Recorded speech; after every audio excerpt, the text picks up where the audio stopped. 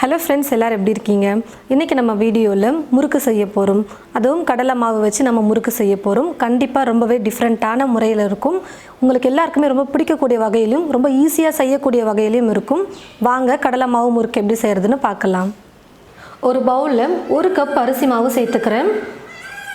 மாவு சலிச்சு சேர்த்துக்கிட்டோம்னா உருண்டை எல்லாம் எதுவுமே இல்லாமல் இருக்கும். இது கூடவே 1/2 கப் அளவுக்கு கடலை மாவு எடுத்துருக்கு, அதையும் சேர்த்துடுறேன். ரெண்டையும் சலிச்சு சேர்த்துக்கிறேன். அரிசி மாவையும் கடலை மாவையும் சலிச்சு எடுத்துக்கிட்டேன். இப்போ இது கூடவே 1 சிட்டிகை அளவுக்கு பெருங்காயத்தூள் சேர்த்துக்கிறேன். 1 ஸ்பூன் எள்ளு சேர்த்துக்கிறேன். எள்ளு இல்லைனா பரவாயில்ல, ஸ்கிப் பண்ணிக்கலாம். நான் எடுத்துருக்கிற மாவுக்கு 1 சிட்டிகை அளவுக்கு ஓமம் எடுத்து கையில் கொஞ்சம் நுணுக்கி சேர்த்துக்கிறேன். காரத்துக்கு 1/2 ஸ்பூன் மிளகாய்த்தூள், உப்பு தேவையான அளவு. முறுக்குக்கெல்லாம் பார்த்தீங்கன்னா எண்ணெய் நல்லா காய வச்சு சேர்க்கணும். அப்படி இல்லைனா வெண்ணெயை கூட நீங்கள் சேர்த்துக்கலாம். நான் எண்ணெயை நல்லா சூடு பண்ணி எடுத்துருக்கேன். 3 ஸ்பூன் அளவுக்கு சூடான எண்ணெயை சேர்த்துடுறேன்.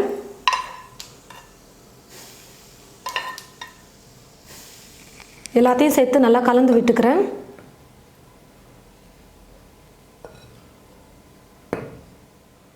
எல்லாத்தையும் நல்லா மிக்ஸ் பண்ணதுக்கப்புறமா கொஞ்சம் கொஞ்சமாக தண்ணி சேர்த்து நான் முறுக்குக்கு மாவு பிசைஞ்சிக்கிறேன்.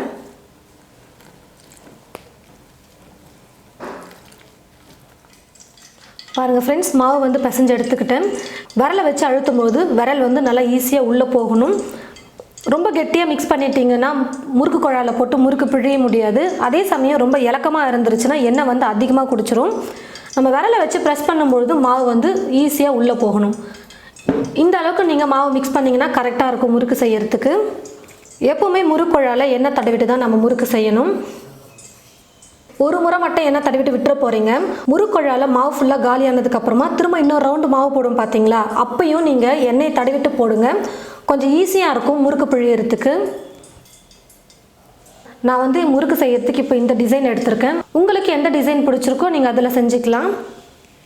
இந்த மாதிரி ஒரு கரண்டி எடுத்துக்கிட்டு கரண்டியை திருப்பி வச்சுட்டு இதுக்கு மேலே நான் எண்ணெயை தடவிக்கிறேன்.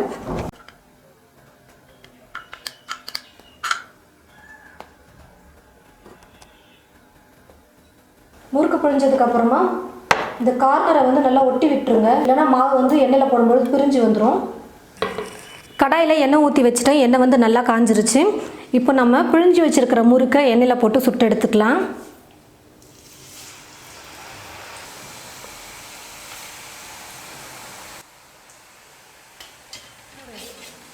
முறுக்கு ஒரு பக்கம் வெந்ததும் இன்னொரு பக்கம் திருப்பி போட்டுக்கலாம். பாருங்கள் ஃப்ரெண்ட்ஸ், முறுக்கு நல்லா கொதியெல்லாம் அடங்கிடுச்சு. பாருங்கள், நம்ம போடும்போது எப்படி நல்லா கொதிச்சுட்டு இருந்தது.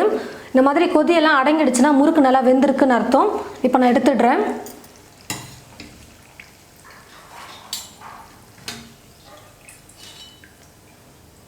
இதே போல் மீதி இருக்கிற எல்லா மாவையும் நம்ம முறுக்கு செஞ்சு எடுத்துக்கலாம்.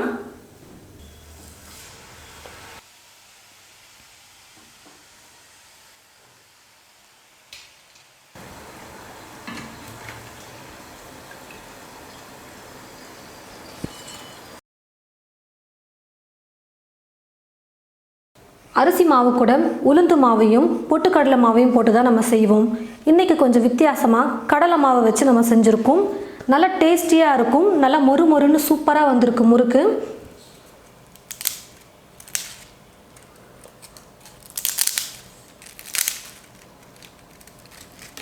பாருங்கள், சும்மா லைட்டாக தொட்டாலே எப்படி உடையுது பாருங்கள். நல்லா மொறு மொறுன்னு சூப்பராக வந்திருக்கு முறுக்கு.